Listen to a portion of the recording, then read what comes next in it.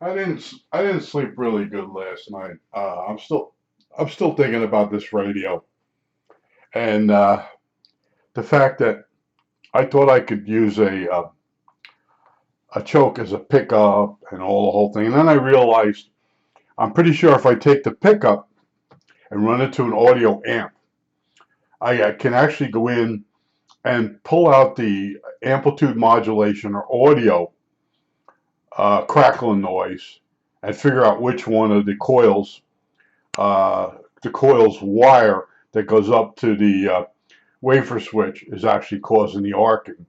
Now, other people online, they say put it in the dark and you'll see it arc, and that's when it's really bad. Uh, the arcing I got it's just before that. You get a slight arcing, and then it arcs more. Each time it arcs, it becomes more conductive. And then, so I'm laying in bed and I'm thinking, you know what?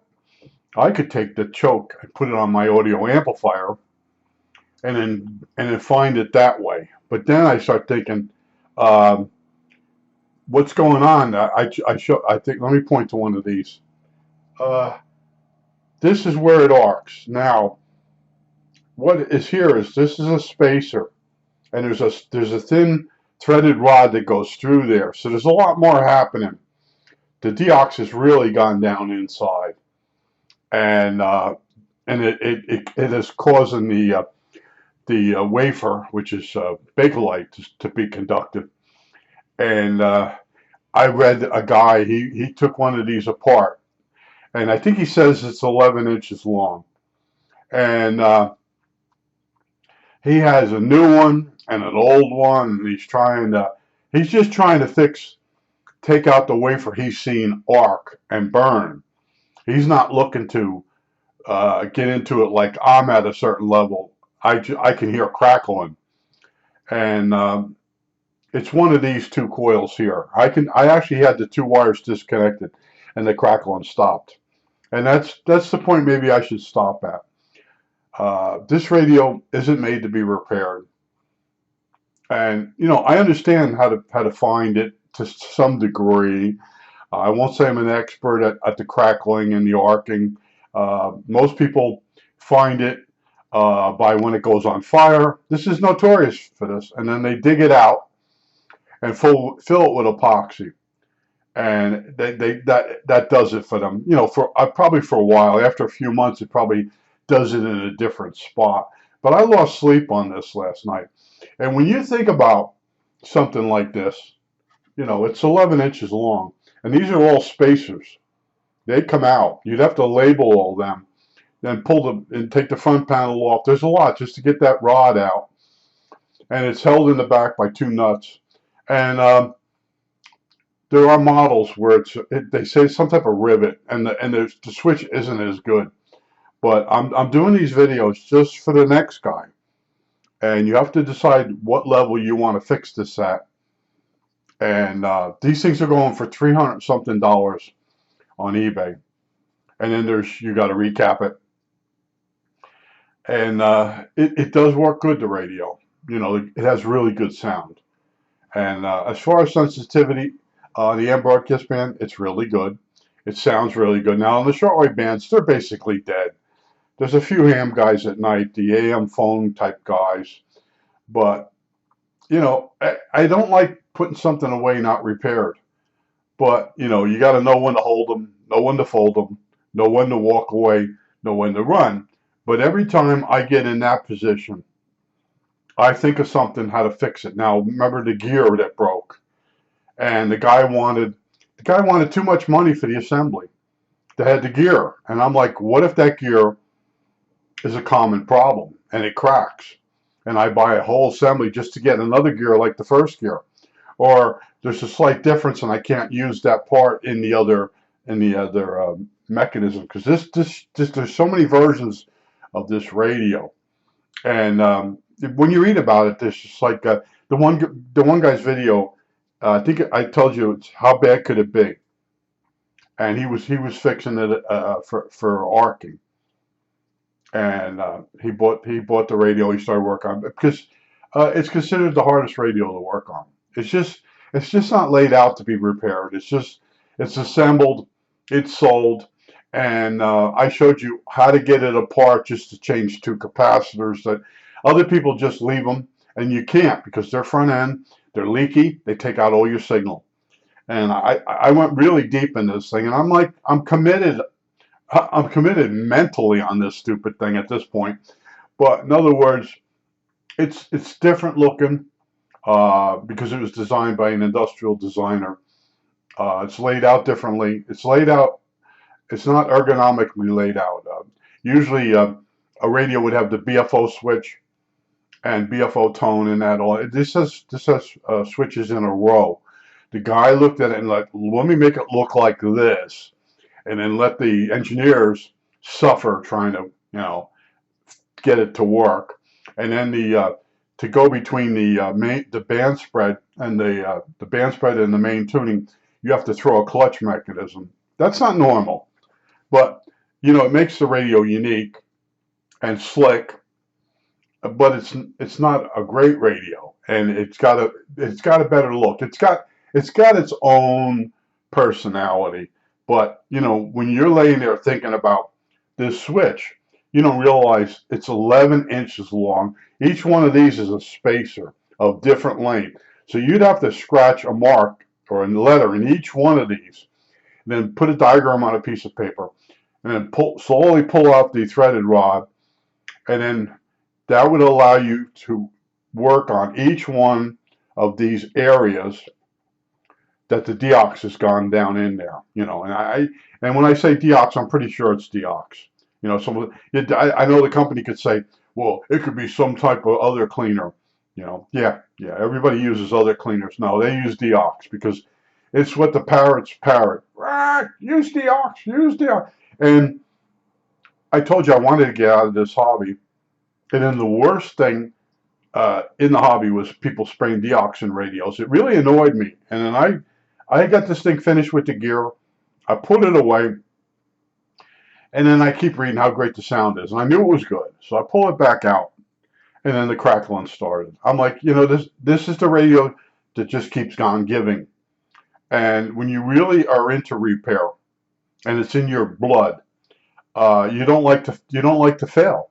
And what's really bad is this is like my last radio, and to fail on your last radio, it's a psychological problem, And I know how it's caused, how I could possibly fix it. I have all that, and how I could possibly detect it because I had to use process elimination to figure out which one of the coil wires that went up to the band switch was causing the problem, and I think it's one of these two. I'm going to do it again, and then I'm thinking maybe I could measure with a microamp meter the current through the wire. You see, you go off on these tangents. You're thinking then like, no, that's not going to work because if you can't come up with a way to show someone how to find the problem, and you don't want to use a high pot. There's a high pot for DC and a mega for AC. Those are units. You put it between the wire. You put it on this wire here, and then you put it on the ground, and then you crank it, and you see what voltage the mega starts to come up, and you have a certain value of leakage that you allow. And then in a high pot, you turn this dial up, and all of a sudden it goes thunk, and then you read it, and that's when the voltage jumped across DC-wise. And I had all that equipment, but I don't want to go that road because the average guy, or I won't say the average guy, when you work on one of these radios, you're not the average guy. But in other words, who's going to buy a $500 high pot? You know what I mean? There are people that have it. The guy with the $40,000 lab, he's got radios that are pristine, and I don't like him because he doesn't really say anything. He doesn't really get into the radio. And I made fun of him, and he did take something apart. I think I goaded him. I don't know if someone said something to him, but in other words, there are content guys, and I'm not monetized. I explained in one video why. It has to do with money the government gives me. Social Security gives me a little bit extra to help me out. If I have any income stream coming in, they shut that off. So I'd have to make more money doing YouTube to get back up to where I was, and then even more money to get to make it worthwhile, and it's not going to happen. So I have a whole different outlook from being a repairman and always having to fix what other people put down or couldn't figure out. And then it happens to be on my last radio. This wasn't actually my last radio. Uh, the last radios were easy. This is hard. Someone said it's the hardest radio to work on, and it it's like what someone say, challenge accepted. You know what I mean? You're in your mind, you're like someone says, you won't be able to fix that. Challenge accepted, and then you look at it and you listen to these people what they say, and then you look at it a different way, and then you go through it, and then like I said, I undid some bolts. I showed you how to do it to get those two front end capacitors changed. Other people, they're using hemostats. That's the right word, hemostats, and you got to have thin fingers. You got to do two bolts and 3 wires, and it comes, thing shifts over, and you're able to get the capacitor without any trouble. Other people, they have a different way of doing everything. And when you're a repairman, over the years, you come up with all these techniques, and then you have special tools, and then you stay with it, and you go past the average person, and then at some point you go past an average repairman, then you go past a guy that's really good, and then you go to stellar. In other words, you become a guy that stays with stuff and that. But I watch Shango, and at some point he says, this isn't worth it. He takes it outside, sets it on fire, or blows it up. I can't do that here. I wouldn't do that to my neighbors. They think I'm losing it. But in other words, Shango gets a lot of equipment just sent to him. And I don't want to go that route, because in the future, this stuff's going to cost money to get rid of it, because it's electronics. It's got toxic materials in it. And I don't want a whole house full of radios. I got a room full of radios, but I don't want to have a house full of radios. But I'm still thinking about this. I want to test my theory where I can use a pickup to find out which coil is arcing, or a coil wire that goes up to the band switch. That's what I think. I laid in bed last night. I was having trouble sleeping. I'm trying to solve this problem, and that's what I did in my whole entire life. I would come up with a way to fix something. I think I told you the story one time. The neighbor next door, he inherited property from his uncle, and he says, I can't get the property certified. The oil guy came to pressurize the oil tank and certify it. And there were a bunch of dipsticks down in there. There's these long wooden sticks. They're square and long. And he says there's like 6 of them down they're in the tank, and they're stuck in the silt on the bottom of the tank. Now the guy needs those sticks taken out, and then he pumps the silt and all that out of the tank. Then he pressurizes it. So all this has to be done. And the guy says, look, he says, I've seen this before. We have to take this tank up because of all those sticks.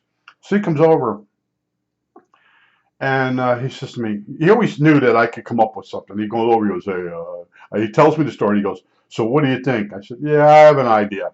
So I go in the house, and I take a screw. I cut the head off the screw. I take a long piece of aluminum, probably 3/8 diameter, solid aluminum bar. It's round.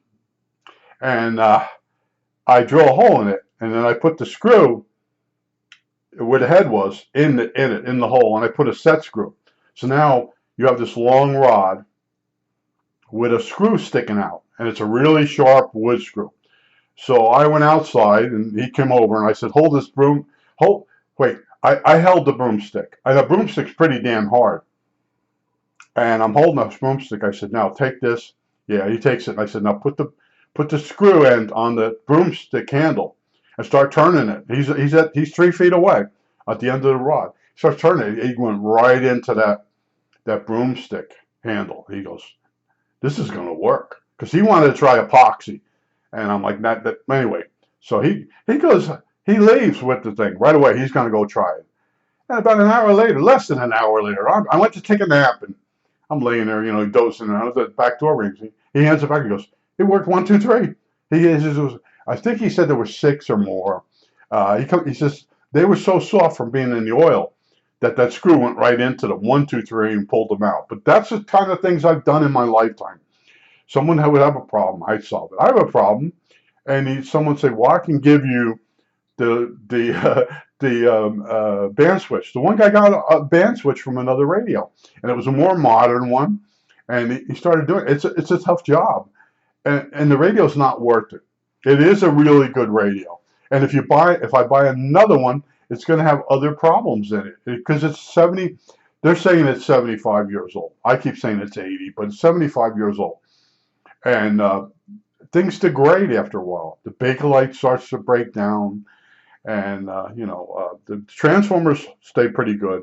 Coils, in this case, I explained to you that it's Litz wire with wax on it, and if you put this radio in a really hot place, the coil itself is wound on top of itself.